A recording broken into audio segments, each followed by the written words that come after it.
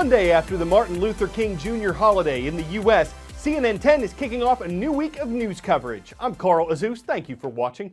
For many people in America, yesterday was a day off school or work. The holiday became official on the third Monday of January in 1986, after President Ronald Reagan had signed it into law more than 2 years earlier. But in recent years, the U.S. government has pushed for the Martin Luther King Jr. holiday to be recognized not as a day off, but as a day on, a day of service. The Corporation for National and Community Service quotes Dr. King's statement that life's most persistent and urgent question is, what are you doing for others? So that theme joins the memory of Dr. King's impact on the U.S. civil rights movement. Dr. Martin Luther King Jr.'s legacy of nonviolent protesting lives on. To get a better understanding, I took a trip to Atlanta's Center for Civil and Human Rights. The center's LaTasha Smith provided the history lesson. So in the 1950s, you also had the death of Emmett Till and how that really sparked the civil rights movement because people were outraged that this young black boy was killed for allegations that were untrue and false, and his murder being so unjust and so brutal at the time. Till's death pushed King and others to develop more unified strategies of protest. That included the bus boycotts and the lunch counter sit-ins across the South. And so we have the Greensboro sit-in at the Woolworth lunch counter, and that's in the 1960s where students at North Carolina A&T sat down at white-only counters to protest the segregation that was taking place there. Sit-ins like these were conducted by college students. They endured racial slurs and physical violence just for the right to sit at the whites-only counters. The sit-in movement was a precursor to the March on Washington.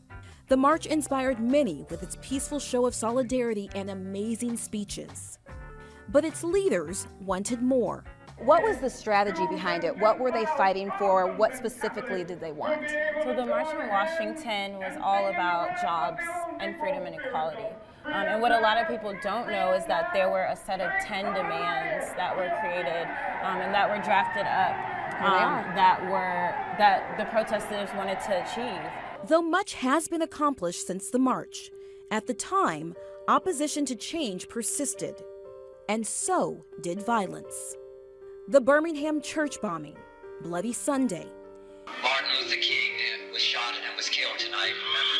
And the murder of the movement's leader set the country on fire.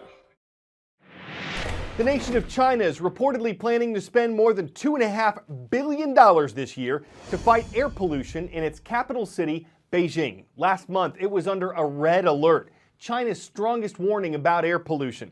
To reduce it, the Chinese government's planning to remove thousands of older, higher polluting cars from the road, to reduce the emissions from factories, and to replace coal with clean energy. There are steps that people who live in Beijing can take to clean the air at home, but in a city where the average salary is under $17,000 per year, this won't be an option for most people. Before I came to Beijing, I would never imagine that my routine will so close to carefully measure the pollution around every corner of life. To prove a place for pollution, there's a few things to consider. The level of PM 2.5 to make sure the level is low. But on the other side, if you seal very well your house, levels of CO2 will start to go really, really, really high.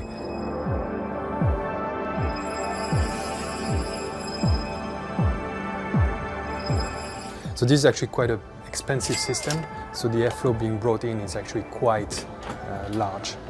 Fresh air is taken from here. It goes into the pipes, into every single room. So you've got one pipe going here, you've got the other pipes going there to serve every single room into this apartment. But you still need to have this kind of standalone equipment, air purifying machines, usually one per room in order to really make sure to finalize the cleaning of the air. From the moment you open your eyes until the moment you rest in the evening, every corner you have to pay really attention to the air, to the water, to the food you eat. It's like here's an alarm constantly ringing, 10 30-second trivia. How much of the Earth's surface is covered by oceans? 35%, 56%, 71%, or 97%? The oceans cover about 71% of the Earth's surface, but they have 97% of the planet's water. And in that water, potentially millions of undiscovered plant and animal species. This one, the ruby sea dragon, was only identified in 2015, and this is the first ever video of live ruby sea dragons. It was captured in an archipelago near Western Australia. A remote-controlled vehicle filmed ruby sea dragons swimming and feeding. Before 2015, scientists believe only 2 species of sea dragon existed, so this is the third ever captured on camera. A sea dragon is a type of fish, and researchers think this one might use its long tail to grab onto rocks so it's not carried away by strong currents. Next up, another caught on camera first for science. This video's a little scarier, but as long as you're not rooting for the snake, everything's gonna be all right. It shows a rattlesnake, a type of pit viper, aiming for a kangaroo rat. This is the first time that high-speed video captured a viper striking at its prey in the wild, and yes, it's a miss. The rat somehow twists in the nick of time and gets away. This footage was recorded at 500 frames per second. Playback is slowed down 30 times. That gives you a sense of how fast all this really happened. Apparently, not a lot is known about rattlesnake strikes in the wild, so filming like this can help biologists better understand them. Well, the circus is leaving town, but this time it's not coming back. At least, it's not as far as the Ringling Brothers and Barnum and Bailey circus goes. It's been operating in the U.S. for 146 years, and millions of people went to the circus each year in recent times. But the numbers and the ticket sales they brought were shrinking, and the company that operates the circus recently announced that its last performances ever would be this May. It's the end of the road for the greatest show on earth. In just 4 months, the curtain falls on the one and only Ringling Brothers Barnum and Bailey Circus, an iconic road show that defined the circus experience for generations of children. In the end, CEO Kenneth Feld said the circus was simply too expensive to produce. His family has owned the show for the past 50 years. But ticket sales were declining, and the circus's fate was likely sealed last year when it retired the popular elephant show. Feld said then it was inevitable. There is a saying, and it's been around for a long time, you can't fight City Hall. And we found that to be the case in this situation. For years, the elephants and their dance routines were a big draw for circus fans, but not at all popular with animal rights groups, which deplored their treatment and repeatedly criticized, picketed, and sued the company for its treatment of animals.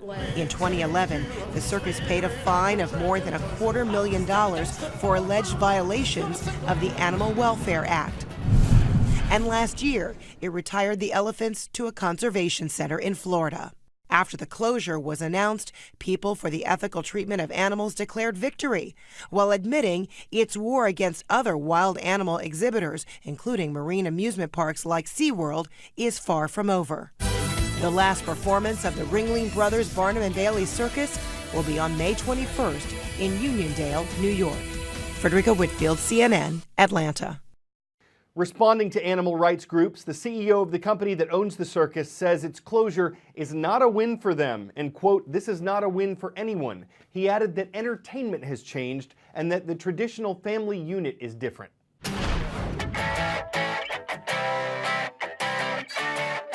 Some people struggle to balance a book or maybe some fruit on their heads. Earning a perfect 10 out of 10 today, this guy makes it look easy to balance another person on his head.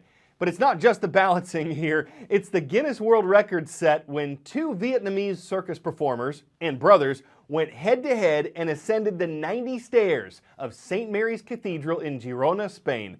They did it in 52 seconds. So when 2 athletes put their heads together, it's possible for them both to win a staring contest. And whether you call that head over heels or head under heels, it invited a lot of stares when they headed upstairs and stared headlong into a new world record. I'm Carl Azuz for CNN